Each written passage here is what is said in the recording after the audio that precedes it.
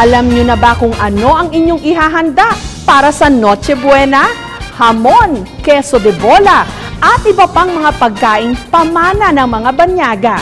Huwag lang pong kakalimutan ang ilan sa mga tradisyonal nating putahe, katulad ng sungo ng Benguet at paella ala E at suman ala churros ng Batangas. Sa Batangas, sikat ang kanilang lomi, goto, tapa, bulalo, at lechon. Pero may iba pang mga putahe na magpapaalae sa sarap. May sarili silang bersyon ng paella kung saan hindi seafood ang isinasangkap, kundi kalderetang Batangas. Kanin na, ulam pa. Saan ka pa? Kundi sa paella ala E. Gamit ang olive oil, isa-isang iginisa ang chorizo, carrot, patatas, bell pepper at sausage. And then ang isunod po natin ay ang rice natin or ang Japanese rice. Inilagay sa kawali ang Japanese rice. Nilagyan ng olive oil at beef soup at pinagpakuluan ng baka. Hinalo. Sunod na inilagay ang tomato paste. And then, isunod po natin yung beef meat na kaldereta na siya. Siling labuyo, liver spread, green peas, dahon ng laurel at cheese. Nung malapit ng maluto, inilagay sa ibabaw ang mga ginisang gulay, chorizo at sausage. Tinakpan gamit ang dahon ng saging ng 15 to 20 minutes. Masarap siya, lasang-lasa yung kaldereta, medyo maanghang siya. Lasang-lasa mo yung pagkahalo ng mga sangkap. Ala masarap pala itong paella. Naririto sa Batangas ang isa sa pinakamaraming farm na which is dito po nakukuha yung mga hayop na kinakatay para gawaing kaldereta. Ang rolled liempo namang ito, talaga raw kumakapit ang lasa. Iniluto kasi adobo style. Ang tawag nila rito, Rodrigo's Roast. Inilagay muna ang pork belly sa kawali, tinimplahan ng toyo, suka, asin, paminta, dahon ng laurel, asukal at aroma powder. Babad po natin siya ng 5 to 10 minutes bago i-transfer natin sa pan hanggang sa lumambot yung meat. Nung lumambot ang baboy, hinango, binudbura ng brown sugar.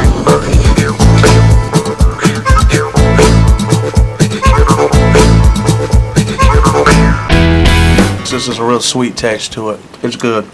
It's very good. Nagmula raw ang recipe kay Enriqueta David Perez, isa sa mga kauna-unahang author ng cookbook ng Filipino food. Ito ay isang special kind of roast adobo, really named after her husband, Rodrigo.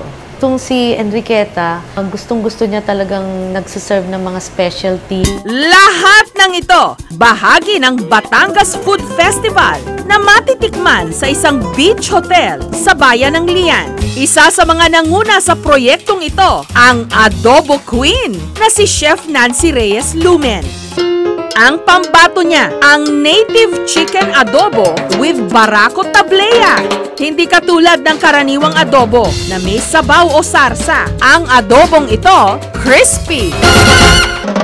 Una po nating ilagay ay mantika. Sunod po natin ang meat.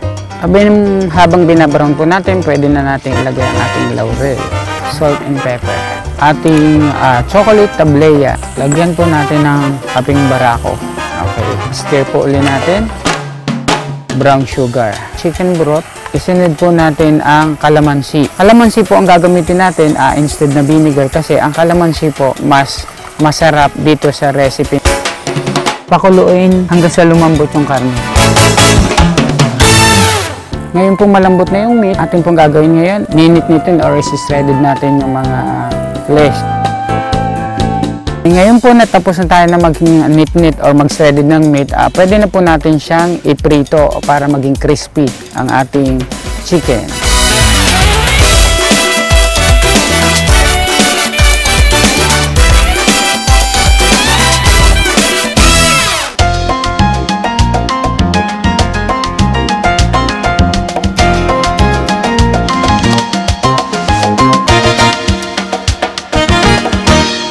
undertone na tsokolate. Hindi na siya maasim, pero malinamnam siya. Yung sauce niya, gaganahan ka. Ganun pa rin, adobo pa rin ang dating niya.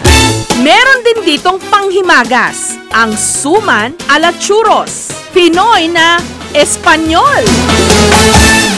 Isinangkot siya ang malagkit na bigas sa kakanggata.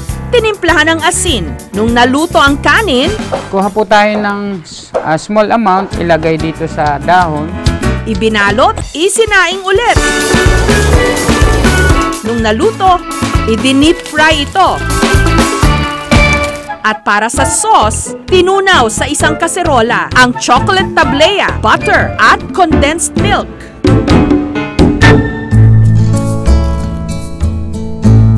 It's good. It's good with the chocolate.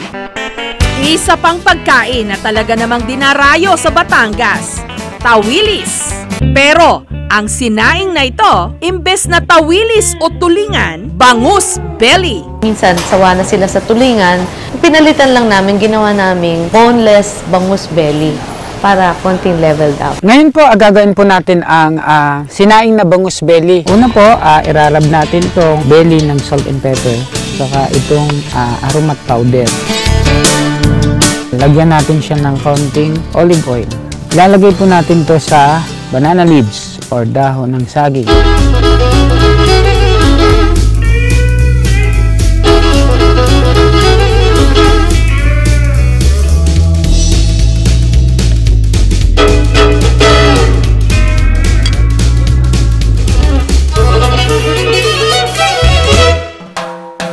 Nag-aagaw po yung asim at alat.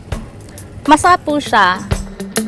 Every dish natin may kwento, may charm, with the culture attached to the culinary. Mula Batangas, biyaheng norte naman tayo sa La Trinidad.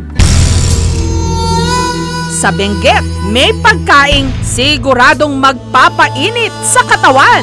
Ito ang sungo o nilagang nguso ng baboy. Sa maliit na karinderyang ito sa La Trinidad, matitikman daw ang pinakamasarap na sungo na iniluluto ni Aling Esperanza. 10 years po na nagluluto kami ng sungo ng baboy. Noon, naghanap kami ng ibang luto. Yung nakita yung asawa ko, sabi niya, baka subukan natin yung sungo ng baboy. Una munang tinanggal ang nguso ng baboy sa maskara nito o sa mukha ng baboy. Nung nalinis, pinakuluan.